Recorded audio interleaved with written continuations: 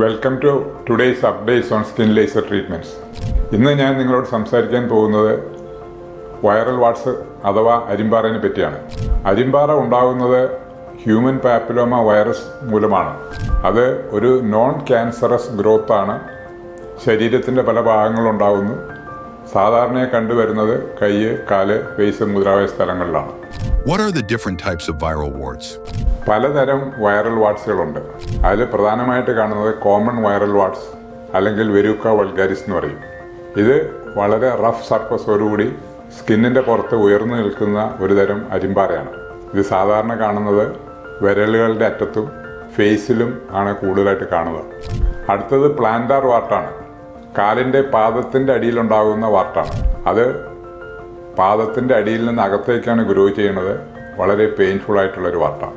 പിന്നെ കോമൺ ആയിട്ട് കാണുന്നത് ഫ്ലാറ്റ് വാട്സ് ആണ്.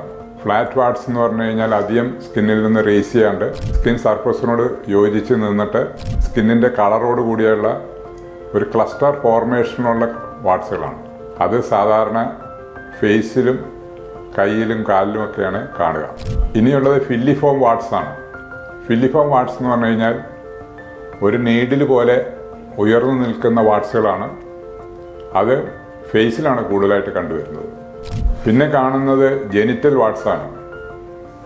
അതായത് പ്രൈവറ്റ് പാർട്ട് ഏരിയയിലും ഏനസിൻ്റെ ചുറ്റുമായിട്ട് കാണുന്ന വാർട്ടുകളാണ്.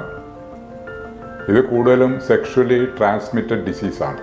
How do warts spread from one person to another? അരിമ്പാറ സാധാരണ സ്പ്രെഡ് ചെയ്യണത് കോണ്ടാക്ട് മൂലമാണ്. നമ്മൾ മറ്റുള്ളവർ ഉപയോഗിക്കുന്ന towel, shaving set, nail clipping എല്ലാം ഉപയോഗിക്കുമ്പോൾ അത് സ്പ്രെഡാകുന്നു. ഒരാളുടെ ശരീരത്തുള്ള വാർട്ട് പ്രിക്ക് ചെയ്ത് കഴിഞ്ഞാൽ, സ്ക്രാച്ച് ചെയ്ത് കഴിഞ്ഞാൽ വേറെ സ്ഥലത്തേക്കും സ്പ്രെഡ് ചെയ്യാനുള്ള സാധ്യത കൂടുതലാണ്. How can viral warts be treated? 2 type treatment options ആണ് പ്രധാനമുള്ളത്.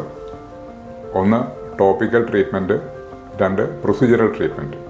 ടോപ്പിക്കൽ ട്രീറ്റ്മെൻറ്റ് എന്ന് പറഞ്ഞു കഴിഞ്ഞാൽ പലതരം ആൻറ്റിവൈറൽ ക്രീംസ്, സ്പ്രേ മുതലായവ അവൈലബിൾ ആണ്. അത് ഉപയോഗിച്ച് കഴിഞ്ഞാൽ ഒരു പരിധിവരെ വൈറസിനെ ചിലപ്പോൾ കൺട്രോൾ ചെയ്യാൻ സാധിക്കും. പ്രൊസീജിയർ ട്രീറ്റ്മെൻറ്റിനകത്ത് പ്രധാനമായിട്ട് കാണുന്നത് laser therapy, cryotherapy, electro surgery, chemical peeling എന്നിവയാണ്. ഇതിൽ കൂടുതൽ എഫക്റ്റീവായിട്ട് കാണുന്നത് ലേസർ ട്രീറ്റ്മെൻറ്റാണ്. ലേസർ ട്രീറ്റ്മെൻറ്റിൽ സാധാരണയായി 2 ടൈപ്പ് ലേസറാണ് അറ്റ് എ ടൈം ഉപയോഗിക്കുക. അത് ചെയ്തു കഴിയുമ്പോൾ ചെറിയ മുറിവുകളുണ്ടാകും. അത് ഒരാഴ്ച കൊണ്ട് ഹീൽ ചെയ്യും.